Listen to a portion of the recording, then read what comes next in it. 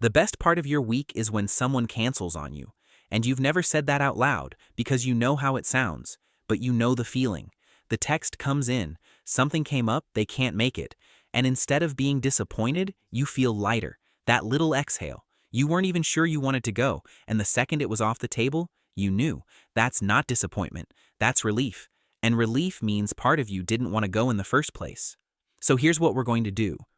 By the end of this, you're going to understand why you're like this, why it's actually a strength most people don't have, and the one quiet thing it costs you that nobody ever talks about.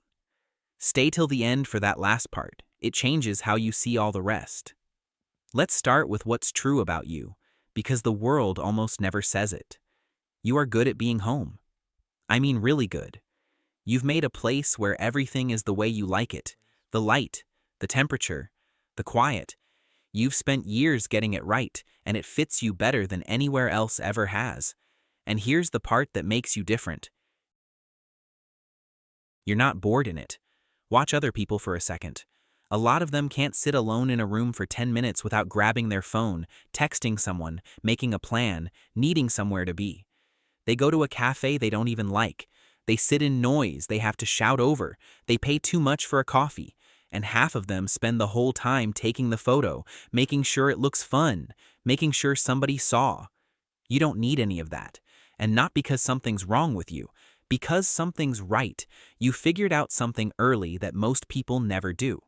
Being alone and being lonely are two completely different things. The people who study this say the difference comes down to one thing: whether you chose it. Loneliness is being alone when you didn't want to be. What you have is the kind you picked. Same quiet room, completely different feeling. You can keep yourself busy, feed yourself, calm yourself down, and you don't need anybody else to do it for you. Most people never learned that because they never had to.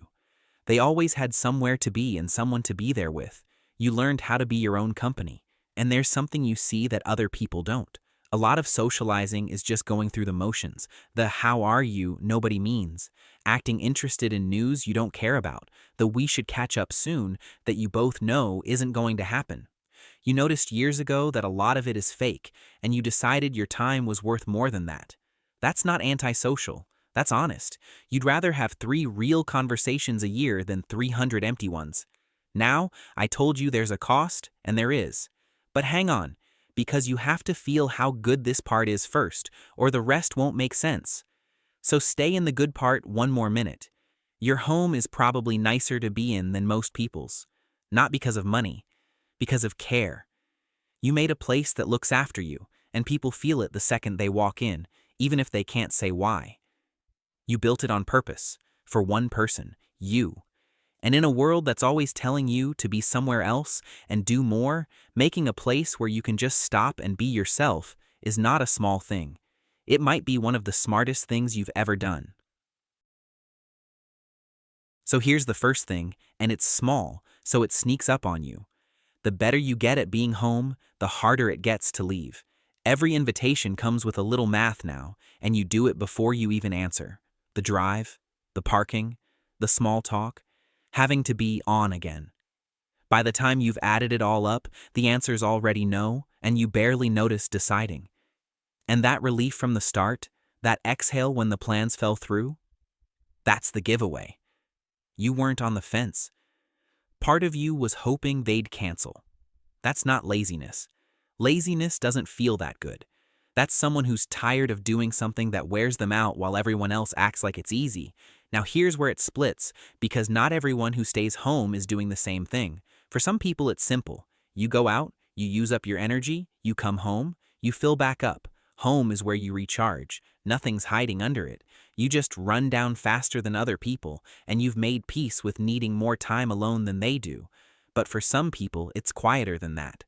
Home stopped being the place you come back to and slowly turned into the place you stay, so you don't have to go out at all. You probably already know which one you are. You felt it the second I said it. So that's the first one. Here's the second, and it's gentler than people make it sound. Your world gets a little smaller, and you never notice it happening. Something you did every week becomes once a month.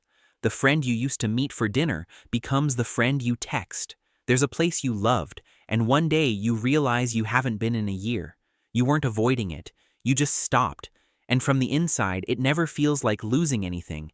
It feels like you finally cut out the stuff that was draining you anyway. And most of the time, that's fine. Most of the time, that's smart. But there's one quiet moment a lot of us know. It's late. Everyone's asleep or busy or far away. The place is completely yours, the way it only feels after midnight. And it's good. It's really good. And just under the good, there's a quick thought you push away before it finishes.